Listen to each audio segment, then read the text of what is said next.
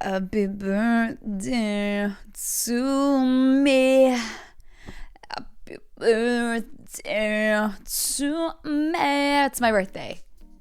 If you didn't know that was what was happening. It's my freaking birthday today. It is today, 28th of July. I am a Leo. Best star sign in the biz. If you ask me, folks, best star sign in the business. Episodes now come out on a Tuesday because that's just what I'm feeling, okay? We are evolving together, folks. We are growing, we're evolving together. Welcome to the Chica Files. Welcome back to the Chica Files. I am rattled, folks. I'm rattled. If you're looking at me on the webcam, what is it, 2010? I had a great weekend. I was performing at the Paddy Power Comedy Festival. I didn't take any photos. There's no photos. I think there's one photo of me. So technically I wasn't there, I guess you could say. I need to be more savvy with that. But anyway, it was great fun. And then on Saturday I stayed out until 5 a.m.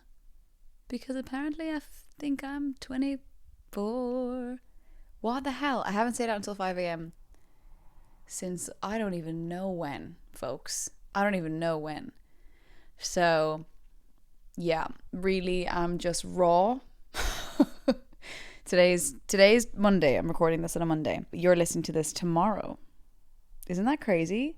But I stayed out on Saturday until 5 a.m. So I came back yesterday morning at 5 a.m. I feel so nauseous today. I had tuna for lunch. Yes, that's still happening, guys. The stomach inquest is still ongoing. I'm not going to get into it every episode, but I'm going to say I had tuna for lunch. I haven't had tuna in ages. Now I feel really nauseous, so I think it's fish. So if any dietitians out there, you tell me what's going on. So yeah, I'm feeling shooketh. I'm having a really great summer, a really busy summer, and it's a joy to be able to be working in such like fun things. Does that make any sense? I'm not gonna make a lot of sense today. When does she ever make sense on her podcast? So yeah, I'm like I'm not 25. You know what I mean? I'm a 31-year-old lady, and I'm scared. I'm going to All Together now this weekend coming, but I'm only going Saturday, coming back Sunday. I'm performing on the Sunday, and I know the other week I was saying I need to live a little. And I am living a little, but I actually can't stay the whole weekend because the following week I'm doing my work in progress show in London, and then I'm going to Edinburgh for 4 days, and then I have to come back and then go to Holland for my brother's wedding. So how are you, my sweet darling? How are you? I hope your summer's going great, and I hope life is treating you well. How are things? What have you been up to? Thank you so much for listening to my podcast, and thank you so much for all the kind messages, everybody. We are going on this journey together. We'll see where it takes us. We don't know where it's going to take us. And it's been a bit clunky at the start. I understand that, but I'm finding my feet with this. So, as I said, there's been a bit of a change now. I'm going to post on Tuesdays because I love a Tuesday. Is that a crime? I don't think it is. Last I checked, that's not a crime. Today, I want to talk to you about the eras tour, I was going to say, of my life, career-wise, job-wise, because I think it's funny. I love hearing about people's previous jobs they've had. I find that joyous, the journey that we take to get to where we are. Somebody write that down. Oh my God, that is gorgeous. But before, oh wait, hang on, what else? Oh yeah, I haven't spoken to you guys since I performed for Alana Glazer. For her, no, I supported her in Vicar Street, which was the craziest night of my life. It was the best night of my life. And she was so nice, so gracious. And watching her and her team, I was like, yes, okay, I want to be like that. Just very gracious with her time. And the fact that she watched my set and then we had photos taken afterwards, like that was just I really like, wow. You know, not a lot of people would do that. So it was just amazing. It was just the best night of my life. Yeah, it really was. Oh my God, I look crazy. whatever, we're rolling with it. So today I'm going to talk to you about the eras of my life that I definitely can think of a better pun. Anyway, and I want to talk to you about all the jobs I've had and all the different eras of my life, because when I've had certain jobs, I really have been like, this is me forever now. I guess this is me forever now. And boy, was I wrong. So I want to do that today. And I also want you to let me know all of your previous jobs, especially like hilarious jobs. Like a friend of mine said she was a bouncer for a while. I was like, that's so funny because you do not give bouncer energy. You know what I mean? Like, who are you going to stop getting into the club? Who are you going to protect, honey? I've seen you run. You know? But anyway, so I'm going to start with I'm going to go through them all. I'm going to give you my CV. No, I'm not looking for employment unless you're going to pay me millions in something that I want to do. So I guess, whatever. Are you hiring? Hey, knock knock, dream job. Are you hiring?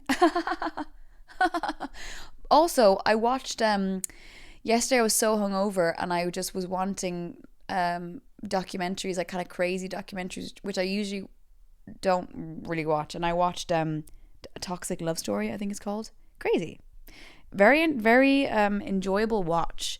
And it wasn't too scary, you know. I can't do true crime stuff. It spooks me the frick out. Also, I'm always so fascinated as to why people, how some people can watch horror films and some people can't. I am very nosy. So I need to look up, I will read the whole synopsis, step by step, bit by bit. I will know exactly what happens in the film, but I can never watch that. You know, I can never watch that. And even when sometimes when I read the synopsis, that freaks me out so much, you know? So, and then I have friends who just like, they watch horror movies to unwind. So let's study that. Let's look into that next week. I'm going to do a full deep dive think piece, because maybe that's the era I'm in now. Maybe I'm thinking in pieces in this era. You know, do you ever think about that? No, because you only think about yourself. So my first ever job, I worked for 2 weeks in an okay, if we're not counting babysitting, because I babysat for a long time. My first job, I was 16. No, Emily, 16 in the middle of Miami. Couldn't be further from the truth for me. Folks, be serious right now. I worked in an eco kids camp. Yes, it's exactly what it sounds like. There was animals. We were near kind of farm, outdoor area, lots of small children, and toilets where the toilet was, you open a door, walk in, there was these wooden benches with holes in them, and under each hole was a bucket with sawdust, and we had to clean them out at the end of the day. And some of the kids whose parents arrived late would like obviously stay, but we had started clearing up because this was later than usual. So we took the buckets to throw them out, right? So there was just no buckets under the hole. And then I remember walking back in with the bucket in my hand and going, no! This little boy, God love him, this little boy was sitting on the bench on the little toilet, makeshift toilet, doing a poop onto the floor, which I had to clean up. So that was fun. That was very humbling. So after that, just continued babysitting actually. Then when I went to college, in Ireland, the first summer I was, and you know what? I have regrets in life, would you believe, guys? Isn't that crazy? No, isn't that crazy coming from me? Be serious right now. But I regret not having more fun in my first year summer, between first and second year of university. I was like, I got it in my head that I was like, no, I need to stay here and work. I need to get a job because then I can have that job for the next couple of years in university, which I'm like, okay, hustle mentality. You got to appreciate the hustle, man. You got to appreciate the entrepreneur thinking. But because in Ireland, people start working way younger, like actual like long-term jobs, I looked very underqualified. And I said, what do you mean? I used to clean poop off the floor. Was working with sawdust toilets, people. And they were like, yeah, for 2 weeks.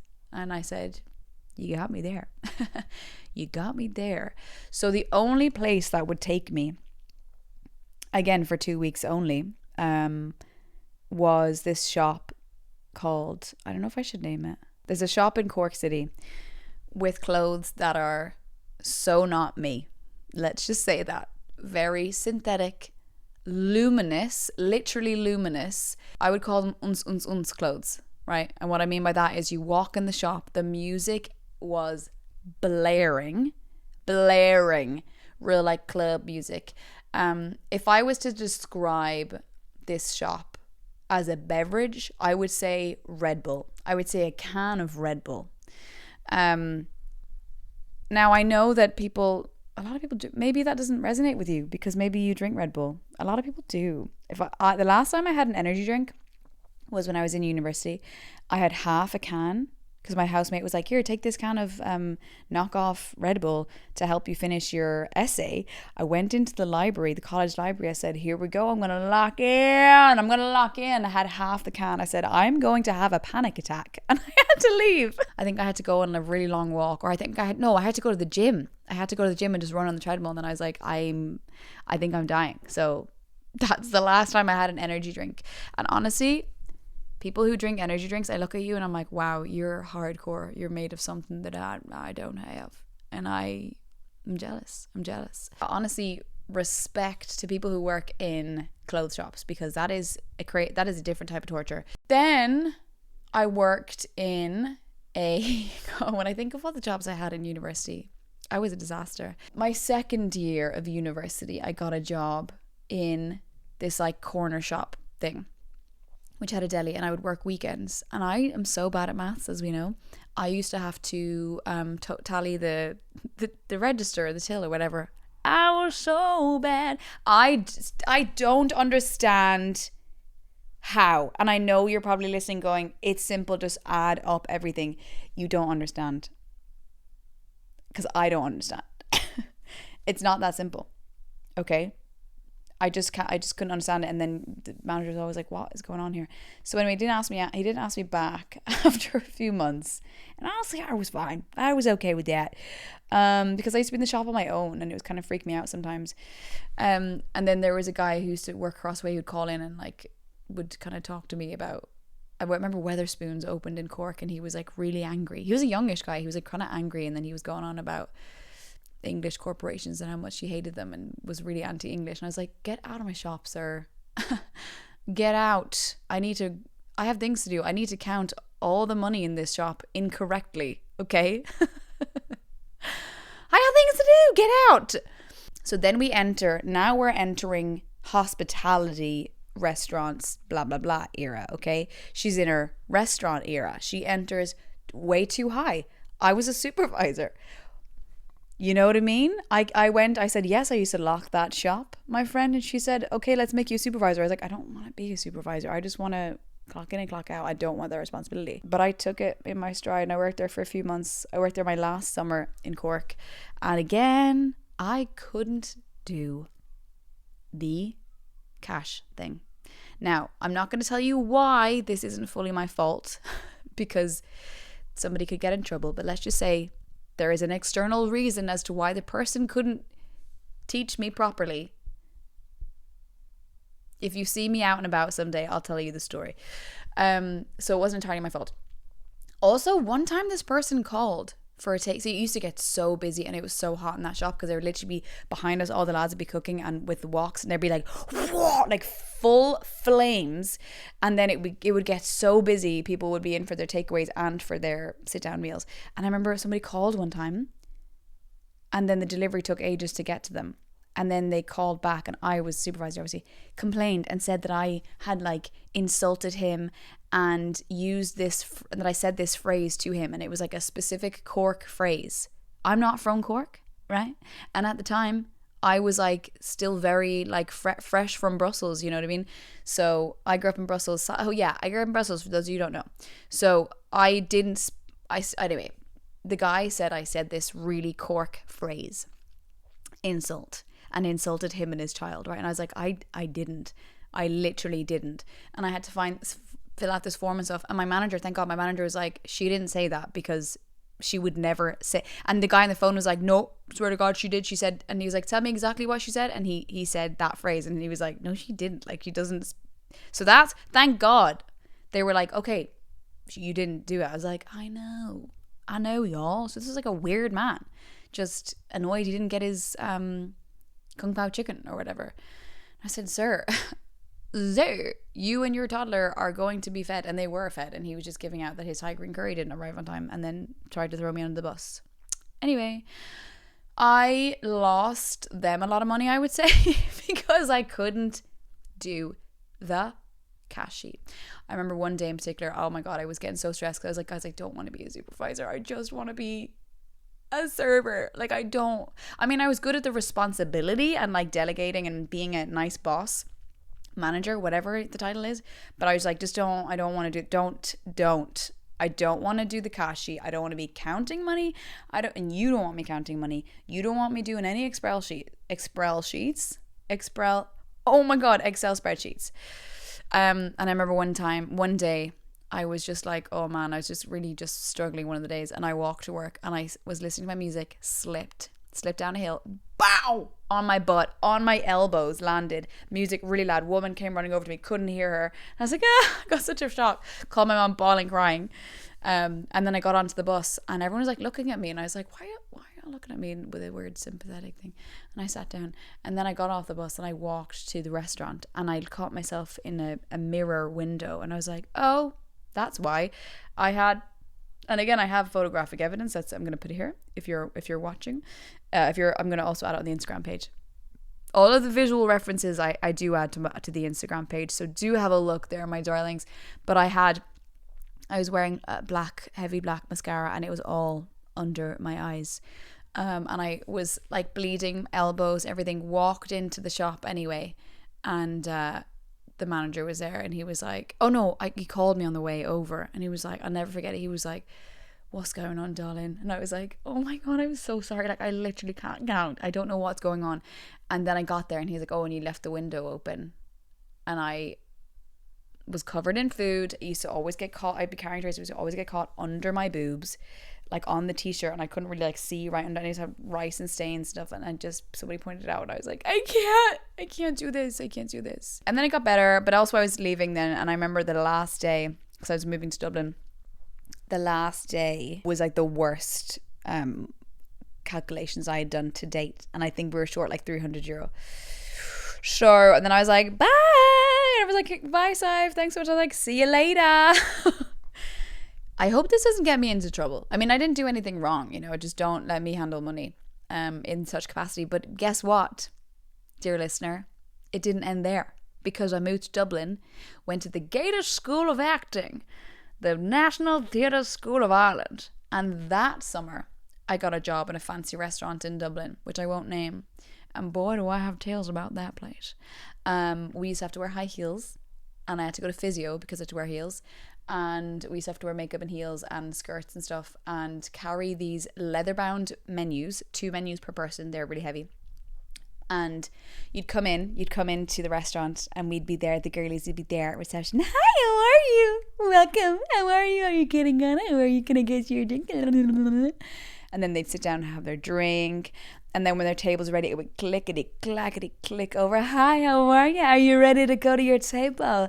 And then I'd be carrying the leather-bound menus. And then their tray of drinks. And going up 2 flights of stairs. How are you? Sweating down my back, and me going, so how are you enjoying Dublin? If they weren't from Dublin. If they were, I go, how's their night going, folks? I know, isn't it amazing? Oh, brilliant. How long are you staying in Dublin for? Clickety, clackety, click. And we had an earpiece on as well. So at the same time, everyone is having a meltdown to each other. I need my table 24. I need my table. Guys, what's going on? And then at the same time as that's going on, you're going, clickety, clackety. You know what you said? Well, yes, River Dance is on in the Gaiety. Clickety, clackety. Sweat, knees shaking. Bring them to their table. Enjoy, guys. Have a great night. Enjoy. And then I clickety clack over to the till, put in their drinks thing. And then I'd like go to the toilet just to sit on the toilet and put my feet up. And my feet would be, wow, so swollen. And people are screaming in your ear, where's my table 24? Guys, I need my table for 4. Guys, I need my table. Blah, blah, blah, blah, blah, blah, blah. Crazy. Really nice tips though. And then guess what? At the end of the night, around 3 a.m., me and one of the girls would have to sit on reception and count the money, count the money, and do the spreadsheet and count the cash. And again, guys, so bad. But I think actually, if I remember correctly, like we were all quite bad at it because we had to keep getting meetings about how to do it. And I was like, please, I just don't want to do this. Also, anybody could have, we were counting a lot of cash. Anybody could have walked in and just robbed it. I'd be like, take it. We're in high heels. Like, we're not going to fight you. We're in high heels and it's 3 a.m. My feet are so swollen. I'm not going to fight you. Just take the cash. So I worked there for the summer. It was great fun. A lot of party and a lot of worky and nice tips, which I would just spend on. We would go to a late bar and just spend all the tip money, which now I'm like, oh, kind of wish you saved that, you know? But no, I don't, because I had fun. And then I had to quit because I was going back to the Gaelic School of Acting in October, and they were like, you can't do both. And I said, that's totally fair. So I had to go to physio for the heels. After that, we left the restaurant era. After that, I entered the theatre box office era. I worked in the Project Arts Centre on the box office on Saturday mornings. That was fun. I enjoyed that. Then I was also in an agency where you are all each other's agents, so you have to do time in the office. So that was unpaid though. But I was in the office a lot. We can discuss that another day. And then then I went and she was hustling. She entered her hustler era. I was doing me and my friends and an ex-boyfriend. Am I crazy to talk about this here? I hope it doesn't listen. Boy, do I have lore, you know what I'm saying? Maybe for Patreon, because then my exes have to pay to hear it. That'd be fun, wouldn't it? That'd be juicy. I could do a Patreon channel where I just share secrets about people. No, I'm joking. But maybe I'm not joking. Maybe I have to pay to find out. And then I get cancelled. Okay. But we started this theatre company, and I was already, alongside all this, sorry, I've done a lot of unpaid work, haven't we all, folks? In university, I was part of the ENTS. I was the ENTS officer for the Dramatic Society, and every month I would do this event where people could like perform whatever they wanted.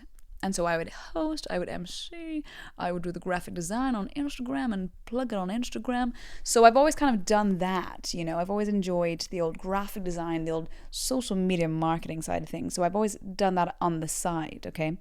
And then we did this theatre company thing, and that's where I really put the creativity to its fullest, I guess. What? The brain is mashed potato today. I'm so dehydrated still. I'll have an Alka-Seltzer. But I was doing that. And I was doing all the graphic design, the producing, and we decided to do a fundraiser because we were going to Edinburgh. And I could do a whole episode for the Patreon on that, because boy, oh boy, it's juicy. So let me know if I should do Patreon where it's just me telling juicy secrets. So we did a fundraiser every month. Sorry, no, it was every week. It was like an open mic type thing. And I did social media. I used to photograph every single person, post it the next day, billy bally boop, and then go to work. And then guess what, folks? COVID happened. And boy, did it. And then during COVID, when the lockdowns eased, because I'd always done photography. Sorry. Oh my God, sorry, I have so many skills. I'm like so forgetful what to tell you. I was also doing photography on the side for friends, for like shows and stuff, and would just do it as a favor. And then in lockdown, a few people have said it to me, they're like, would you ever do headshots? I said, no, because I'm not qualified to do that. But then in COVID, when like the lockdowns had kind of eased in 2021, I did my friends' headshots, and then I posted on social media, and people were like, can you do mine? Guys, I was booked and busy. That became my main income for 2 to 3 years, because then that trickled into graphic design for posters and then videography, and I loved that. And I was very much like, this is me. I don't perform anymore. I'm a photographer and I'm a graphic designer. And I was fully like, this is me now. I live behind the camera, folks. because I'd be taking headshots for all actors and stuff and working on like short film sets and doing all that kind of work. And I was so like, yeah, I remember when I used to perform. Gosh, I remember when I used to go on stage, but that's not me now. I don't do that anymore. That was the old me. And then that trickled into, I applied for a marketing job because a lot of the skills I'd be doing on the side, like freelance work, I'd gathered all these fantastic skills. So then I got a marketing job for Dublin Theatre Festival, which I loved. I learned so much on that job. That was a 6-month contract, and was fully like, I'm in my office era now. This is me.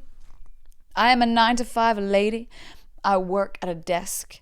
I clickety clack the tippity taps, clickety clap on the keyboard. Okay, and I loved it. I had a great time. And I remember my manager at the time being like, "Do you miss acting?" I was like, "No," which is funny because we'd be, it's a theater festival, so we'd be working on all these shows and stuff. And I was like, "No, no, God, I'm a corporate lady now. I'm a desk lady now." And then one day, towards the end of my time there, I went to the cinema. And I'd had this niggling thing for a few months where I was like, oh, I want to move. I want to go to London or something. I don't know. I was getting a lot in my ears of myself. Then I went to the cinema one night on my own because I love that because I'm just so unique and original, and like no one else does that, and I'm like so comfortable with my company because I'm just so unique and special, and I watched this movie and it was just a fun movie. It was I'm gonna say it's called See How They Run, but it might not be. It's a film that is about, there's a play within it, The Mousetrap, and Saoirse Ronan's in it. And it's like a fun, like, murder mystery thing. I think it's called See How They Run, but it might not be. And something about that, I was like, God, that looks so fun to be in. And then I left cinema, heart racing, ringing in my ear. I said, what is happening? I said, oh my God, I need to go to London. I need to be here. I need to pursue my dreams. And it was like this really intense, like, wow! Came home. I was like, what am I doing with my life? And I was so like, oh my God. It was like I was in a trance for like 4 years. I was like, wait a moment. And then I was so nervous to tell my mysterious boy, because I was like, I have to move, y'all. I have to pursue my dreams. I gotta become a star. And I called him and I had this whole speech ready. And I couldn't even say my speech because he was like, okay, we'll move to London then. And I was like, wait, what? But what about my speech? I have a lot of things to say that you're supposed to resist. And he was like, no, let's move to London. I was like, oh man, okay. So that was the plan. So after that, I did a lot of marketing for within the arts, which was great. I did a lot of festival work for marketing, which is handy because all my photography skills came in handy with that too. And then when I moved to London, I was doing a lot of freelance work online. And then, so I did a lot of photography stuff and graphic design stuff, which is so handy as a side skill, because even though we're pursuing our dreams, we gotta be sensible. We gotta have other skills, monetizable skills. Do you hear me? Yes, we want to follow the dreams, but you also need to be realistic and have an income and have other tangible skills, because baby girl, you gonna need them, okay? Okay. So that was really handy for me because it meant I didn't have to work these jobs that I didn't want to do. It meant I had fun jobs. And so I did that for a while, which was really handy. Was working like doing short film photography and headshots and stuff in London, and marketing, like social media marketing bits and boops, and graphic design, designing album covers and such, which I love and I still do to this day. And then I came back, in London. Then guys, stop. We're going all over the place. In London, then I worked in a theatre. I did social media for this theatre, which I loved. Oh, I just loved it so much. And it's the only job that I'm still really in contact. And when I'm back in London, I go and I visit them because I loved it so much. And it was such a great place called the Omnibus Theatre in Clapham. And from there, when I was working there, I started a night called Fridays, a comedy night, which I loved, and I would host. And that's like, I mean, I've always done MCing and, making people laugh, you know what I mean? And all these nights I hosted since I was in college. And then I started doing stand-up in London. But I never thought I could pursue this thing, you know? I was like, this is just a bit of something to do while I'm waiting for Hollywood to call. And then I ran out of all my money. And situations were changing in London. I was like, well, I can't afford to live here. So we moved back because Mr. got a nice job here. So we moved back. He lives in Cork. I live here in Dublin. We don't live together. We can talk about that another day. Because the more I think about it, I'm like, this is actually very cool and modern, okay? Because I'm a very cool modern girl. Because a lot of people were like, are you going to move to Cork? I said, no, sorry. No offense, guys, but no, because I have a career too. I have a career too, okay? So we've been doing this for years and years and years. And it's hard, but it also has a lot of perks. You don't have to live with your partner, y'all. I know that sounds crazy. Obviously, if you have kids, then yes. But I can talk about that another day. Maybe that's for the Patreon too, because I'm scared. I'm scared to be so open about my private life. So you have to pay for that. So I moved to Dublin because I was like, I have a career to pursue here, people. Not that you can't pursue a career in Cork, but for me, the industry that I'm in, it just made sense. So then I got a PR job, and I said, new era unlocked. She is in PR now. Okay, she's a PR girly. Did that for just under a year. I learned there that's like, if you're in PR, you need to really, this needs to be your passion. You need to eat, breathe, sleep PR. Whereas for me, you know, I was still trying to pursue other stuff on the side. So then as I said, I broke my foot. I had a niggling for months, and I was like, and then broke my foot because the universe is like, girl, you need to listen to yourself or we're going to make you stop. And by God, they did, because I broke my foot and I said, I got to quit. I got to quit and I got to give myself. So now, as of last year, we entered let's just call it the Sadhbh era. Isn't that cute? Wait, oh my God, you guys, it's kind of beautiful and magical. We're going to call it Sadhbh era because for many, many years, I was doing a lot of work for other people, and I love helping other people. And this is the year where I said, we gotta do the work for Sadhbh, y'all. We gotta do the work for Sadhbh. So I declined like photography, because I was getting just kind of known as the photographer person, and I was like within the industry, and I was like, no, I actually need to make a choice here now to change that perception so that I get more work that I want to be getting work in, and it has worked. So we're now in the Sadhbh era. And that's where we're at. So we'll see. I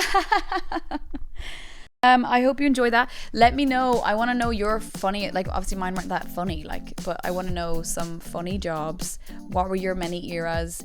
I want to hear it. Happy birthday to me. Also, episodes now come out on Tuesday. If you're going to All Together Now, I'll see you there. Let me know. I'm going to be performing on Sunday at 2 p.m. somewhere. I don't know the stage yet. It's written down somewhere, but I don't know. I'm also going to be performing in London on the 6th of August, my work in progress show. And in Dublin, in Cork on the 20th of August, and in Dublin on the 26th, ahead of my Dublin Fringe run. Now, you're probably thinking, why would I buy tickets to the work in progress if I'm going to buy tickets to the Dublin show? Well, let me tell you, it's going to be different slightly. We're going to have more fun. It's way more laid back. There's a lot more audience interaction. I want to, it's more like I'm building the show. So think of it as a fun, intimate thing.